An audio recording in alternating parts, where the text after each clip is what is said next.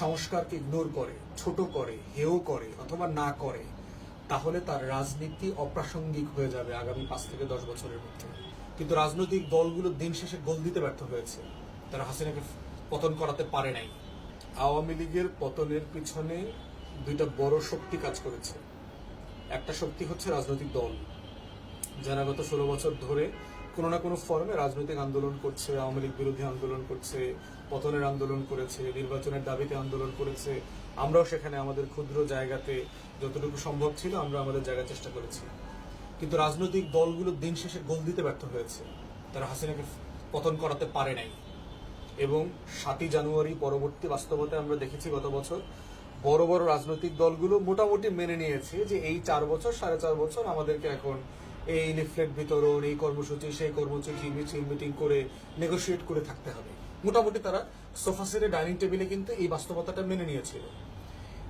দ্বিতীয় stake holder হচ্ছে ছাত্ররা, যারা শেষের 3 মিনিটে খেলতে আসছে সাবস্টিটিউট প্লেয়ার হিসাবে, কিন্তু এসে গোল দিয়ে দিচ্ছে। তার যে আলোচ্য আন্দোলন, তার যে কোটি কোটি তরুণের যে দেয়াল লিখনের যে ভাবনাগুলো, সেখানে কোথাও লেখা নাই অবিলম্বে নির্বাচন দেন। তাহলে হাসিনা পতনের যে দুইটা বড় ফোর্স, একটা বড় ফোর্স হচ্ছে নির্বাচনের আন্দোলন করছে, এই দাবিটা ন্যায্য, এই দাবিটা ছিল। কিন্তু যাদের নেতৃত্বে হাসিনার পতন হয়েছে তাদের কাছে কোথাও অবিলম্বে নির্বাচন দেন এই কথাটা বলা নাই। তারা বলছে নতুন বাংলাদেশ চাই, ফ্যাসিবাদী বন্দোবস্তের বিলোপ চাই, নতুন রাজনৈতিক ব্যবস্থা চাই, গণতন্ত্র ফিরে পেতে চাই, নতুন করে এমন হিস্সা পেতে চাই যে রাজনীতিতে আমার জন্য আমাকে কেউ স্নাইপার গুলি করবে না। তো এই যে লড়াইটা, সংস্কার, বিচার, পরিবর্তন, এই জায়গাটার এই দুইটাকে কেন্দ্র করে হচ্ছে অন্তর্বর্তীকালীন সরকার। সংস্কার, বিচার, নির্বাচন। অন্তর্বর্তীকালীন সরকার এই পুরোটা মিলে হচ্ছে একটা বৃত্ত, কোনোটাকে বাদ দিয়ে কোনোটা না। সেই জায়গায় আমরা বোধ করছি যে সংস্কারের যথাযথ উদ্যোগ কিন্তু অলরেডি নেওয়া হয়েছে। কারণ একটা সরকারকে প্রথমে এসে বুঝতে হবে যে আপনি যখন সংস্কার দাবি করছেন আসলে সংস্কারটা কি কি সংস্কার আপনি চান, কি হওয়া দরকার। তারা ইতিমধ্যে আমরা জেনেছি যে 50টা সংস্কার কমিশনের প্রস্তাবনা তারা পেয়েছেন রাজনৈতিক দলগুলো থেকে। তারা 15-16টা কমিশন করেছে, 6টা কমিশন রিপোর্ট দিয়ে ফেলেছে।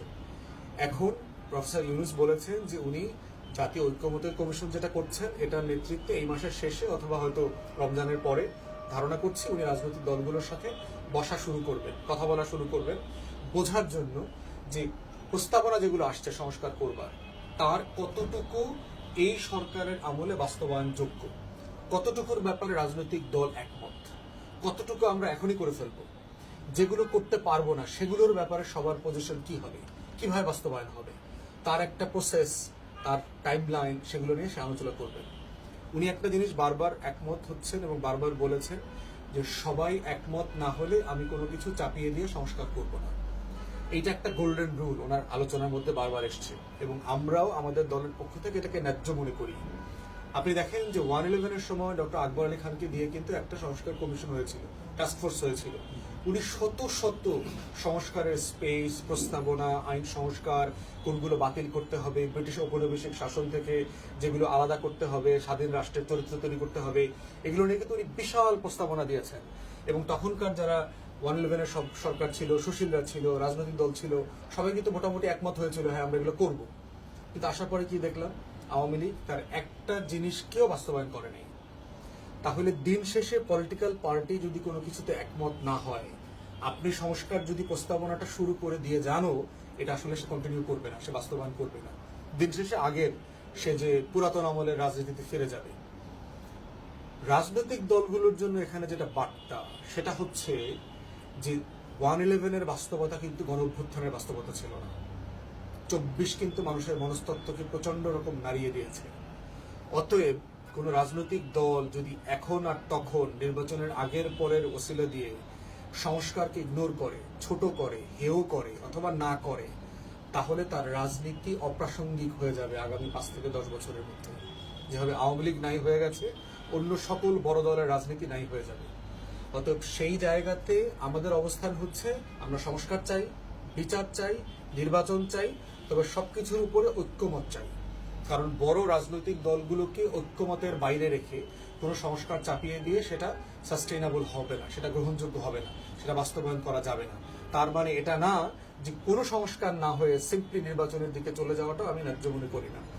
নির্বাচনের দিন তারিখের ব্যাপারে এবি পার্টির পক্ষ থেকে আমরা বরাবরই বলেছি 1.5 থেকে 2 বছর ধরে একটা টাইমলাইন ধরে নির্বাচনের প্রস্তুতি নেওয়া দরকার, এবং আমাদের সেই প্রস্তাবনার উপর ভিত্তি করে কিন্তু অন্তর্বর্তীকালীন সরকার যে রোডম্যাপ দিয়েছে একই রকম, ডিসেম্বর থেকে আগামী বছরের মাঝামাঝি 1.5 থেকে 2 বছর হয়ে যায় আর কি। তো সেই জায়গাতে আমরা বোধ করছি যে প্রায়োরিটি ওয়ার্ক হচ্ছে নির্বাচন কমিশন ঢেলে সাজানো, হালনাগাদ করা। কারণ যেহেতু গত 3-4টা ভালো নির্বাচন হয় নাই, ভোটার তালিকাতে কোটি কোটি 2 নম্বর 9 নম্বর ভোট আছে, আবার 1-1.5 কোটি হয়তো নতুন ভোটার যোগ হবে যারা গত 5-7-10 বছর ভোট দেয় নাই, তারপরে হচ্ছে এনআইডি কার্ড নাই। এই প্রসেসটা কিন্তু যথেষ্ট জটিল, এবং আমাদের যে আপনি কি ভোটার কার্ড আলাদা করে করবেন না এনআইডি নির্ভর করবেন, এই সিদ্ধান্ত কিন্তু এখন নেওয়া যাচ্ছে না। আমার তথ্য চুরি হয়ে গেছে নির্বাচন কমিশন থেকে, 6-6.5 কোটি মানুষের তথ্য নাই, গায়েব হয়ে গেছে, বিক্রি হয়ে গেছে, লক্ষ লক্ষ কোটি টাকায় বিক্রি হয়েছে। আমাদের জয় সাহেব, পলক, ভারতীয় কোম্পানি সবাই মিলে এগুলো বিক্রি করে দিয়েছে। তো বর্তমান নির্বাচন কমিশনের সক্ষমতা আছে কিনা যে আপনি যে 12-13 কোটি মানুষের ভোটার তালিকা হালনাগাদ করবেন, এটা সেফগার্ড করবার ক্যাপাসিটি আপনার আছে কিনা। অতএব এই সবকিছু বাস্তবতায় প্রস্তুতি নিতে হবে। প্রধান নির্বাচন কমিশনার রাইটলি বলেছেন যে এই বছরের অক্টোবর থেকে আগামী বছরের মার্চ লেগে যেতে পারে যদি আপনি ভোটার তালিকাটা পুরোটা হালনাগাদ করতে চান প্রফেশনালি। বিভিন্ন জেলাতে আমরা দেখলাম যে জেলাতে মানুষজন বলছে যে উইন্ডো দিয়ে এবং যে পরিমাণ কর্মকর্তা দিয়ে ভোটার তালিকা হালনাগাদ করছে তাতে অনেক ভোটার বাদ পড়ে যাচ্ছে। তো সেক্ষেত্রে এই যে দ্রুত করার একটা তাড়না আছে রাজনৈতিক দলগুলোর পক্ষ থেকে, আবার দ্রুত করতে গিয়ে ভোটার তালিকাটা যদি হালনাগাদ ভালোভাবে না হয়, নতুন ভোটাররা না আসে, পুরাতন মৃত আওয়ামী লীগের কবরস্থানের ভোটাররা থেকে যায়, সেটাও কিন্তু আপনার ন্যায্য হবে না। তাই প্রধান নির্বাচন কমিশনার যেটা বলেছে, নির্বাচন কমিশনকে আমরা বলবো যে এই বাস্তবতাগুলোকে সিরিয়াসলি বিবেচনায় নেওয়া, যে যেখানে যেখানে উইন্ডোর তারিখ দেওয়া আছে সেখানে উইন্ডোটা বাড়িয়ে দেওয়া, তারিখটা বাড়ানো, কর্মকর্তা কর্মচারী অথবা মাঠ পর্যায়ের কর্মকর্তার ঘাটতি আছে সেখানে কর্মকর্তার পরিমাণ বাড়ানো, যারা জরিপ করছে তারপর তথ্য সংগ্রহ করছে, সব মিলিয়ে আমার মনে হয় যে 1.5 থেকে 2 বছরের যে ডেডলাইন আছে ডিসেম্বর থেকে আগামী জুন জুলাই, তার মধ্যে নির্বাচন হয়ে যাওয়ার একটা প্রস্তুতি হয়ে যাওয়া সম্ভব। যদি কোনো কারণে অন্তর্বর্তীকালীন সরকার অথবা নির্বাচন কমিশন বোধ করে যে সুষ্ঠু নির্বাচন করবার জন্য আমার এখনো প্রস্তুতি নাই, তাহলে সেটা রাজনৈতিক দলের সাথে খোলামেলা কথা বলতে হবে যে আমার এই প্রস্তুতি ঘাটতি আছে। আপনারা এখন কি এই 40% প্রস্তুতির উপর নির্বাচন চান, তো নির্বাচন এভাবে হবে। আর যদি আপনি 100% প্রস্তুতির উপর নির্বাচন চান, তাহলে আমাকে আরো 3 মাস দিতে হবে, আমাকে আরো 4 মাস দিতে হবে।